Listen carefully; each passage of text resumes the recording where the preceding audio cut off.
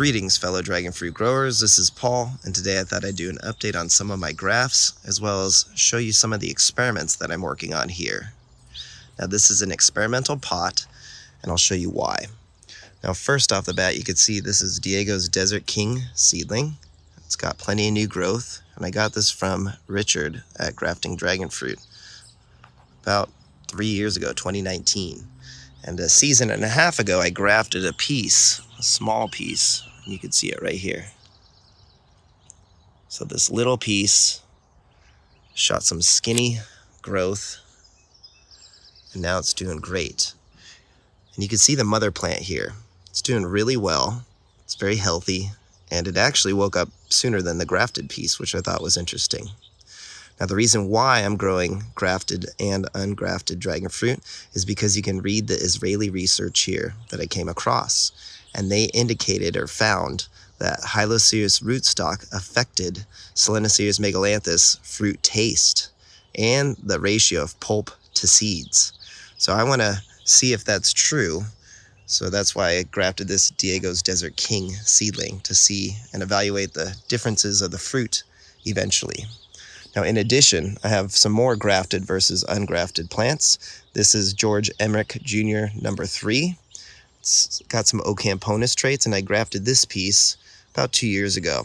So it took a whole season to grow this, and then off of that, it's growing some branches here. It's doing really well. And then this piece is ungrafted. So I'm gonna compare the differences between these two pieces. Again, ungrafted, and this one was grafted. Oops, it's up here. So you can see the union right there. Now, in addition, I've also used grafting to accelerate growth on some of the varieties, and then I remove them from the rootstock. So these hybrid seedlings that I've grown were grafted, and now they are degrafted. Now, another interesting thing is here's something I find interesting. This is Laverne Pink, Paul's Laverne Pink crossed with Tricia. And you can see how large it is. It's top of the trellis. It has some new growth here. I've shown this recently. Hopefully you saw that video. And what I didn't show you is that I also have Tricia with Laverne Pink pollen. And believe it or not, I've grafted those at the same time. So both of these seedlings are grafted at the same time. You can see the difference in size between the two. Let's go show you. So both of these are the same age, believe it or not.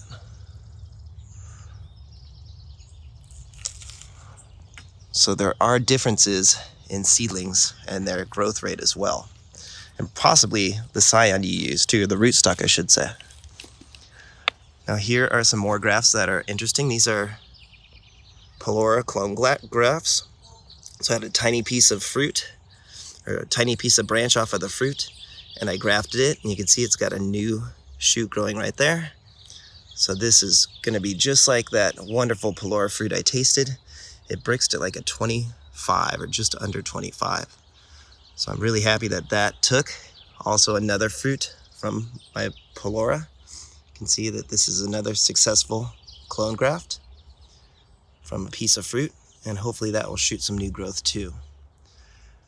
Now I have some more grafts I want to show you, but they're on the other side of the yard. So let's go take a walk and I'll show you some more interesting grafts. Okay, so here is what I call Assessment Hill. And I have several grafted Assunta seedlings to different types of rootstock. This is one Assunta seedling. It's Assunta 2. Got it from James, these seeds, several years ago. So thank you, James. And it's very typical growth. Now here's a sister seedling. Starting to take off. I eventually would like to degraft some of these so I could see the difference in the fruit flavor as well. Another very typical looking seedling that's grafted. Nothing too unique about the characteristics of it. However, when I come down to one of these here, it starts to get interesting.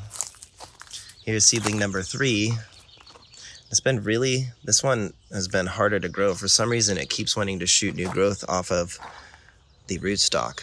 So I've plucked about a dozen new branches, and it's popped out another dozen. But it does have some new growth right there, see it? So I may degraft this large piece here and just root it. Now here's one that's really interesting. This is the last of this series. This is seedling number 4. And look at these interesting traits. I'm still leaning towards the fact that this is chlorosis, not a variegation, but it's been like this for about 9 months now. So hopefully as it warms up, it will turn green, or even better, it will stay with this very unique coloring pattern. And that would be really cool to have a variegated Assunta 2 seedling. So either way, I find this really pretty. I mean, it's not ideal. Usually you don't want chlorosis. But if this indeed is variegation, I'm going to be very excited about this plant. But I, again, think that it's just chlorosis. We'll see. And here's its normal colored growth. So this one's a bit more normal looking. But this is probably, out of the 4 seedlings, this one's my favorite. It's growing the fastest too. And I also have some other seedlings here. This is K2, which I call Maria Fusia, an unknown hybrid from Elk Creek dragon fruit. So I grew some seeds off of it, and it's really healthy. And then here's my last one I want to show you today. This one's really interesting too. This is actually a Caslau seedling, and it's grown some really interesting branches, as well as some really interesting coloration you could see here. So it's more reddish. It's really thick. It's horny there. See it's getting horny on the edges. And this thing is just really big. So I'm excited to see what becomes of this. And I will probably, again, keep this large piece grafted, and then I'll probably remove one of these 2 branches to compare the differences between grafted fruit and ungrafted fruit. So there you go. Give us a like and a subscribe. Thank you so much for your time. Have yourself a wonderful day, and give us a like, subscribe, and hopefully we can provide some more answers to either back up or discredit that Israeli research. It's just going to take some time.